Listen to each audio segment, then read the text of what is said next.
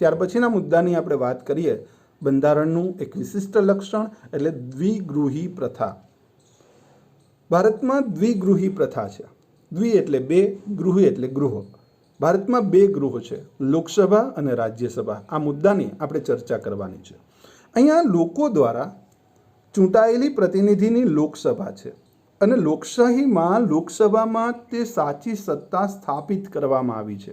અહીંયા બે ગૃહ છે, ઉપલું ગૃહ, નીચલું ગૃહ. ઉપલું ગૃહ એટલે રાજ્યસભા, નીચલું ગૃહ એટલે લોકસભા. અહીંયા આપણે બંને વસ્તુ અલગ અલગ રીતે સમજી શકીએ તે માટે અલગ અલગ કલરમાં તે વાત સમજાવવામાં આવી છે.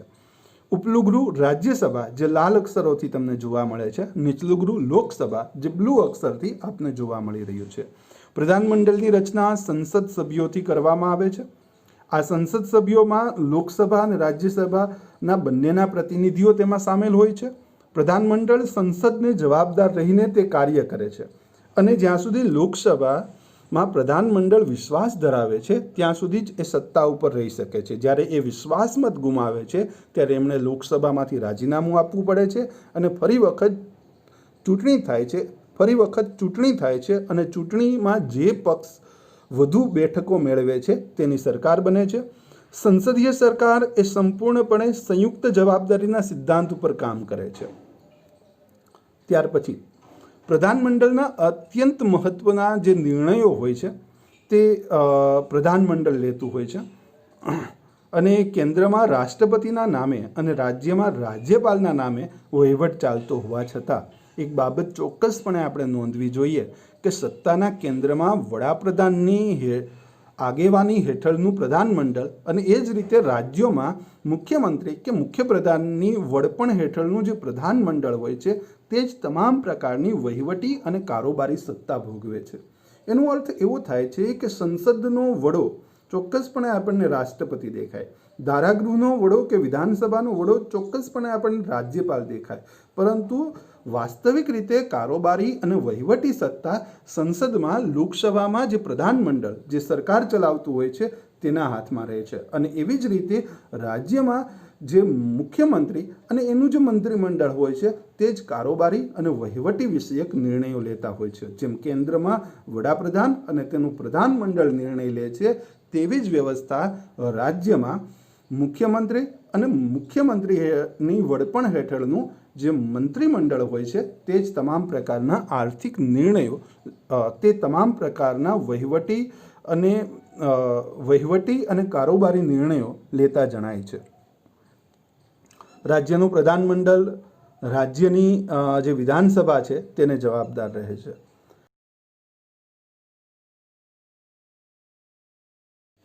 વિદ્યાર્થી મિત્રો, આપણે લોકસભા અને રાજ્યસભાની ચર્ચા કરી રહ્યા છીએ.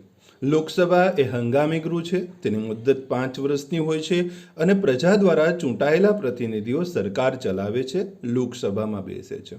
જ્યારે રાજ્યસભા એ કાયમી ગૃહ છે. દર બે વર્ષે 1/3 સભ્યો નિવૃત્ત થાય છે અને એટલા જ સભ્યો જે તે રાજ્યની વિધાનસભામાંથી ચૂંટાઈને ત્યાં મોકલવામાં આવે છે. દરેક સભ્યની સમય મર્યાદા 6 વર્ષની હોય છે. 6 વર્ષ સુધી તે સભ્યપદ ભોગવી શકે છે.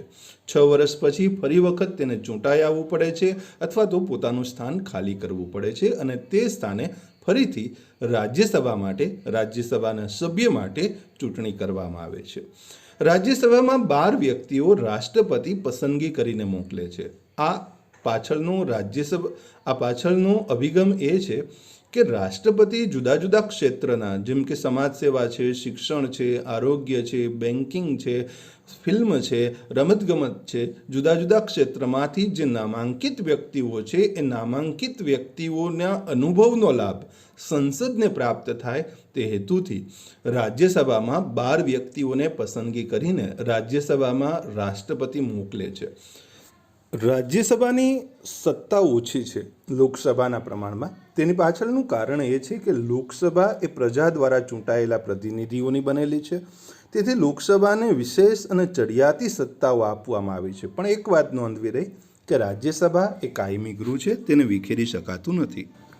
ત્યારબાદ ભારતના બંધારણની એક વિશિષ્ટ ઓળખ એટલે સ્વતંત્ર, નિષ્પક્ષ અને એકીકૃત ન્યાયતંત્ર. ભારતના બંધારણમાં ભારતના બંધારણમાં બંધારણીય જોગવાઈઓ અનુસાર ભારતમાં એક સળંગ, સ્વતંત્ર, નિષ્પક્ષ અને એકસૂત્રી ન્યાય વ્યવસ્થાની સ્થાપના કરવામાં આવી છે. અહીંયા સૌથી ટોચે સર્વોચ્ચ અદાલત છે, એનાથી નીચે રાજ્યમાં વડી અદાલત છે, એનાથી નીચે જિલ્લા કક્ષાએ જિલ્લા અદાલત છે અને એનાથી નીચે તાબાની અદાલતો, તાલુકા અદાલતોનો સમાવેશ થાય છે. સર્વોચ્ચ અદાલતના ચુકાદા ભારતમાં આવેલી તમામ અદાલતો માટે બંધનકર્તા છે, તમામ અદાલતો માટે માન્ય છે. સંઘ સરકાર અને રાજ્ય સરકાર વચ્ચે બંધારણીય બાબતો કે કાયદાનું અર્થઘટનનો પ્રશ્ન ઊભો થાય તો એ ન્યાયતંત્રની સલાહ લઈ શકે છે અને ન્યાયતંત્ર કારોબારીથી સ્વતંત્ર છે. તે ન્યાયતંત્ર કારોબારીને સલાહ આપી શકે છે. રાષ્ટ્રપતિને કોઈ પ્રશ્ન સર્જાય કે કોઈ બાબતે સલાહની જરૂર પડે તો સર્વોચ્ચ અદાલતના ન્યાયાધીશ પાસે તે સલાહ માંગી શકે છે, પણ એ સલાહને માનવી ન માનવી રાષ્ટ્રપતિના આધીન હોય છે. આમ સ્વતંત્ર, નિષ્પક્ષ, એકીકૃત જે ન્યાયતંત્ર છે એ બંધારણનો રક્ષક પણ છે, એ બંધારણનો વાલી પણ છે અને સાથે સાથે ભારતના જે નાગરિકો છે તેના અધિકારોનું રક્ષણ પણ કરે છે. આપણે 9મા પાઠની જ્યારે ચર્ચા કરશું ને ત્યારે એક મુદ્દાની વાત કરશું, બંધારણીય ઇલાજોનો અધિકાર. જે ભારતના લોકોને મૂળભૂત અધિકારો આપવામાં આવેલા છે એ મૂળભૂત અધિકારોનો ભંગ થતો જણાય તો ભારતનો કોઈ પણ વ્યક્તિ સર્વોચ્ચ અદાલતના દ્વાર ખખડાવીને કે સર્વોચ્ચ અદાલત પાસે દાદ માંગી શકે છે અને તેના દ્વારા મૂળભૂત અધિકારોના રક્ષણ માટે ફરિયાદ કરી શકે છે. તો ભારતના બંધારણના રક્ષક તરીકે તો સર્વોચ્ચ અદાલત છે જ તે, પરંતુ તેની સાથે સાથે નાગરિકોના મૂળભૂત અધિકારો જે છે તેના રક્ષણકર્તા તરીકે પણ આપણે ન્યાયતંત્રને આપણે જોઈએ છીએ.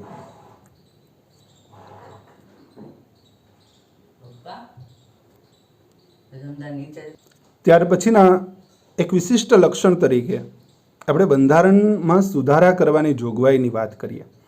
ભારતનું બંધારણ 1950માં અમલમાં આવ્યું અને 1950થી લઈને આજે 70 વર્ષ જેવો સમય થયો છે. તો આ 70 વર્ષના સમયગાળામાં બંધારણનો સમયાંતરે જ્યારે પણ જરૂર પડી છે ત્યારે બંધારણમાં ચોક્કસ પ્રકારના સુધારા કરવામાં આવેલા છે અને આના આધારે જ આપણે એમ કહી શકીએ કે ભારતનું બંધારણ એ પરિવર્તનશીલ બંધારણ છે. અહીં જડ વ્યવસ્થા નથી. સમયાનુક્રમે જે પણ પ્રકારની જરૂરિયાત ઊભી થઈ છે તે પ્રકારે બંધારણમાં સુધારા, ફેરફાર કરવામાં આવેલા છે. બંધારણમાં ફેરફાર કરવાની 3 વ્યવસ્થા છે. 3 પ્રકારે બંધારણમાં ફેરફાર કરવામાં આવે છે. બંધારણમાં ફેરફારની કલમોને 3 ભાગમાં વહેંચવામાં આવી છે. નંબર 1, અમુક જોગવાઈઓમાં સંસદના હાજર અને મત આપતા સભ્યોની સાદી બહુમતીથી પણ સુધારો કરી શકાય છે. આ પહેલી વ્યવસ્થા થઈ.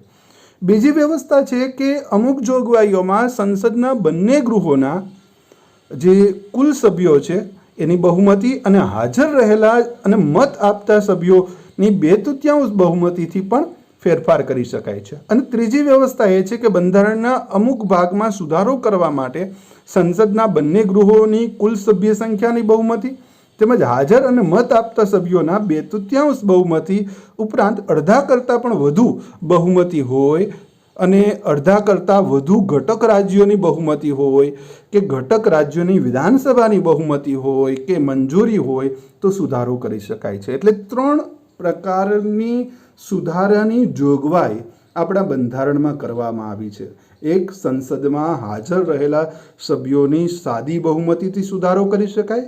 બીજું, સંસદના બંને ગૃહોને ભેગા કરવામાં આવે તેમની કુલ સંખ્યાની બહુમતીથી અથવા તો મત આપતા હાજર રહેલા અને મત આપતા સભ્યોની 2/3 બહુમતીથી પણ સુધારો કરી શકાય. અને અમુક કેસ એવા હોય કે અમુક સુધારા એવા હોય કે સુધારામાં રાજ્યોની જરૂર પડે તો એ રાજ્યની બહુમતીને પણ ધ્યાનમાં લેવામાં આવે છે. ત્યાર પછી કેન્દ્ર અને રાજ્યોના આંતર સંબંધો કે ઉચ્ચ ન્યાયતંત્રના માળખામાં સુધારો કરવાનો જણાય ત્યારે રાજ્યોના ઓછામાં ઓછા અડધા રાજ્યોની સંમતિ જરૂર પડે છે. એવી જ રીતે ન્યાયિક ચુકાદાના આધારે પણ સંસદમાં સુધારો કરી શકાય છે. સુપ્રીમ કોર્ટ કોઈ ચોક્કસ ચુકાદો આપે અને એ ચુકાદાને ધ્યાનમાં લઈને પણ બંધારણમાં સુધારો કરી શકાય છે. બંધારણના મૂળભૂત માળખામાં ફેરફાર કરી શકાતો નથી. એક બાબત અહીંયા નોંધવી જ રહી કે બંધારણનું જે મૂળભૂત માળખું છે તેમાં સુધારો નથી કરી શકાતો, પણ બંધારણની ઘણી બાબતોમાં સાદી બહુમતીથી લઈને પણ સુધારો કરી શકાતો હોવાથી ભારતનું બંધારણ લવચિક એટલે કે લચીલું અને સુપરિવર્તનશીલ બંધારણ છે એમ આપણે કહી શકીએ. પરંતુ અહીંયા એક બાબત ચોક્કસપણે નોંધ કરીએ કે કેટલીક બાબતોમાં બંધારણમાં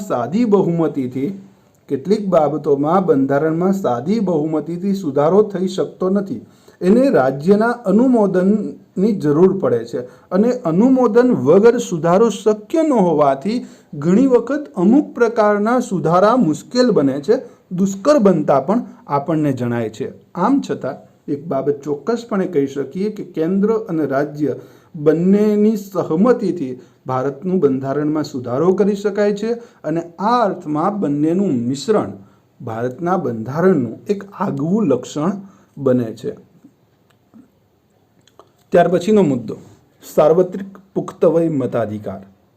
આમ તો આ મુદ્દાની ચર્ચા આપણે અગાઉ જ્યારે આમુખની વાત કરતા હતા ત્યારે સાર્વત્રિક પુખ્ત વય મતાધિકારની વાત આપણે કરી છે. વિદ્યાર્થી મિત્રો, સાર્વત્રિક પુખ્ત વય મતાધિકાર એટલે કે એવો અધિકાર કે 18 વર્ષથી ઉપરનો કોઈ પણ વ્યક્તિ જેનું નામ મતદાર યાદીમાં સામેલ હોય તે વ્યક્તિ મતદાન પ્રક્રિયામાં ભાગ લઈ શકે છે અને તે પોતાના પસંદગીના ઉમેદવારને મત આપી શકે છે. આ અધિકાર એટલા માટે પણ મહત્વનો છે કે અહીં કોઈ પણ પ્રકારની ધર્મ, જાતિ, જ્ઞાતિ, ભાષા, પ્રાંત કે કોઈ પણ પ્રકારના ભેદભાવ વિના તમામ નાગરિકોને સમાન મતાધિકાર આપવામાં આવેલો છે. દરેક વ્યક્તિ મત આપી શકે છે. આ ખૂબ જ મહત્વનો અધિકાર કહેવાય. એક બીજી વાત આપણે સાથે નોંધવી પડે કે મતદારોની સંખ્યા વધી રહી છે, તેમનામાં સજાગતા જોવા મળે છે, યુવાનો વધુ ઉત્સાહથી મતદાન પ્રક્રિયામાં ભાગ લઈ રહ્યા છે. આ બધી જ બાબતો ભારતની લોકશાહીને પરિપક્વ બનાવે છે, ભારતની લોકશાહીની સફળતાની એક પ્રકારે નિશાની આપે છે. તો સાર્વત્રિક પુખ્ત વય મતાધિકાર એ ખૂબ જ મહત્વનો અધિકાર છે જે ભારતના બંધારણે તમામ નાગરિકોને આપેલો છે.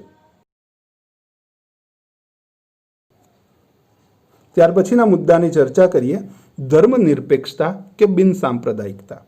આ અંગે પણ આપણે આમુખમાં અભ્યાસ કર્યો છે. બિનસાંપ્રદાયિકતા મુદ્દાની ચર્ચા કરી છે. ભારતીય બંધારણમાં સર્વધર્મ સંભાવ દ્રષ્ટિ અને સમાન આદરભાવનો સ્વીકાર થયો છે. રાજ્ય દ્વારા કોઈ પણ ધર્મને અહીં ઉત્તેજન કે અહીં ટેકો આપવામાં આવેલો નથી. ધર્મની દ્રષ્ટિએ રાજ્ય તટસ્થ છે, નિષ્પક્ષ છે. તે કોઈ પણ ધર્મ કે સંપ્રદાયને પોતાનો ધર્મ કે સંપ્રદાય કહેતો નથી. રાજ્ય તટસ્થ છે. ભારતના બંધારણ કોમી પક્ષપાત કે કોઈ પણ પ્રકારની ધાર્મિક બાબતોથી પર છે. રાજ્યના કોઈ પણ નાગરિક પોતાનો ગમતો ધર્મ તે પાલન કરી શકે છે અને નાગરિક સાથે ધર્મની બાબતમાં કોઈ પણ પ્રકારનો ભેદભાવ રાખવામાં આવતો નથી. તે ધર્મના જે અનુયાયીઓ છે તે પોતાની પસંદગી મુજબની ધાર્મિક માન્યતાઓનું પાલન કરી શકે છે. તે શ્રદ્ધા અને આસ્થા સાથે પોતાના ધર્મનું પાલન કરવાની, તેનો પ્રચાર પ્રસાર કરવાની પણ અહીં સ્વતંત્રતા તેમને આપવામાં આવી છે. જોકે ભારતીય બંધારણ ધાર્મિક લઘુમતીઓને કેટલાક વિશેષ અધિકારો અને સવલતો આપવામાં આવી છે. સમાન નાગરિક ધારાની જોગવાઈ માર્ગદર્શક સિદ્ધાંતોમાં સમાવી આ તમામ રીતે રાજ્યને નિષ્પક્ષ રાજ્ય ઘોષિત કરવામાં આવેલું છે. ધર્મની દૃષ્ટિએ રાજ્ય નિષ્પક્ષ છે, તટસ્થ છે એમ આપણે કહી શકીએ છીએ.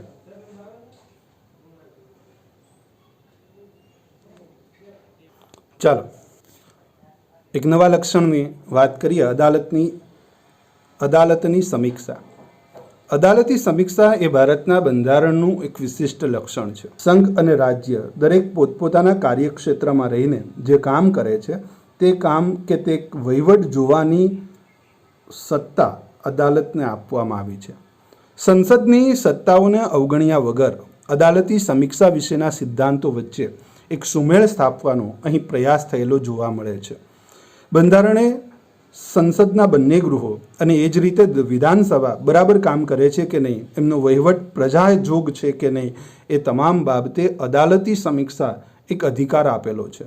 સંસદે ધારાસભાઓએ ઘડેલા જે કાયદાઓ છે, એમણે બહાર પાડેલા જે આદેશો છે, જે વટહુકમ છે, જે અદાલતી એવી જ રીતે ચુકાદાઓ છે, એવી જ રીતે બંધારણીય સુધારાઓ છે, એ બધાની સમીક્ષા કરવાની સત્તા અદાલતને આપવામાં આવી છે.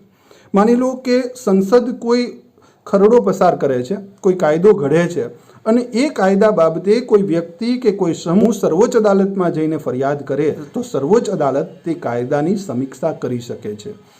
અદાલતને જો એમ ખાતરી થાય કે ઘડવામાં આવેલા જે કાયદાઓ છે, જે સુધારાઓ છે, જે હુકમો બહાર પાડવામાં આવેલા છે તેની મૂળ જોગવાઈઓ સાથે સુસંગત નથી, તો તે અદાલત આ જોગવાઈઓને ગેરબંધારણીય જાહેર કરી શકે છે અને આ જોગવાઈઓ રદ કરવા સુધીની, રદ બાતલ કરવા સુધીની જાહેરાત કરી શકે છે.